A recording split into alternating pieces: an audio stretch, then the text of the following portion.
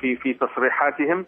التيار الإسلامي لم يقف في دائرة العداء مع القوات المسلحة التي نرى أنها الدرع الحامي للوطن، وأنها المنوط بها حفظ حدود مصر. كل ما كنا نعترض ومعنا كثير من السياسيين انغماس القوات المسلحة في السياسة، لكن القوات المسلحة هي الدرع الواقي، وهذا باتفاق كل القوى السياسية. هناك من يريد أن يعبث بأمن الوطن ويريد أن يفسد العلاقة ويريد أن يقفز على الشرعية وعلى المشهد السياسي، سواء بالدعوة لإجراء انتخابات رئاسية مبكرة أو من خلال دعم حركة تمرد، وكلها أمور مرفوضة جدا سواء من الجيش أو من القوى الوطنية الإسلامية. هذه دعوة للفوضى بلا شك. طيب. نحن نقف دكتور مع الحق ونثني على الحق وليس في إطار المديح أو المزايدة.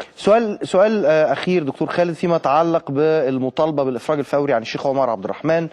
كان في أكتر من تصريح خرج بشكل مباشر من الإدارة الأمريكية قبل كده من شهور في الحقيقة، ويتكرر يعني من فترة للتانية بأنه الشيخ عمر عبد الرحمن محكوم عليه في قضية تتعلق باتهامات مرتبطة بالإرهاب، ومن رابع أو سابع المستحيلات حتى أن يتم الإفراج عنه. ليه تجددت المطالبة النهاردة؟ في أي نوع من الجديد؟ أولا حضرتك تجددت لأن هناك من رحل من إيطاليا وهو الشيخ أبو عماد، قضية مماثلة بالمثل الشيخ عمر تم تلفيق له تهم وزج به في السجن لمدة 3 سنوات وجاء مرحلا من إيطاليا.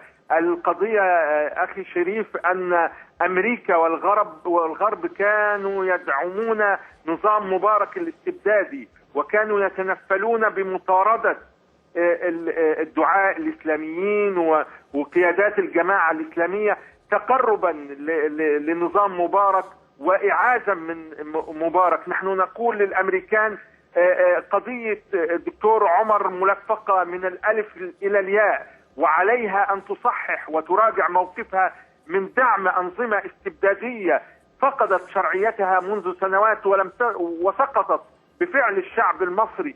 عليها أن تصحح وتراجع نفسها بعد سنوات طويلة من دعم الاستبداد.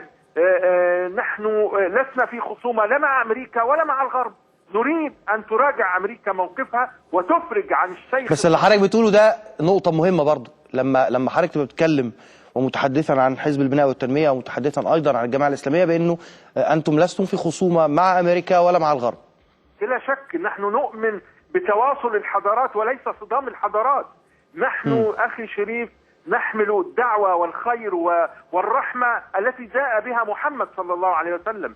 من حقنا أن ندعو هذا العالم كله إلى الرحمة التي جاء بها محمد، ولا ندعوهم لا بعنف ولا غير ذلك. موقف هذا مهم. أمر مرفوض وبعيد عن منهج الإسلام، ولكن المنظومة الإعلامية السابقة والغرب يريد أن يشوه صورة الإسلاميين وأننا في خصومة أبدا. بس حضرتك عبرت يعني دلوقتي عن الموقف بشكل واضح. بشكرك شكرا جزيلا الدكتور خالد الشريف المتحدث باسم حزب البناء والتنمية، الذراع السياسي أو الجناح السياسي إذا جاز التعبير، المعبر عن الجماعة الإسلامية في مصر. شكرا جزيلا يا فندم.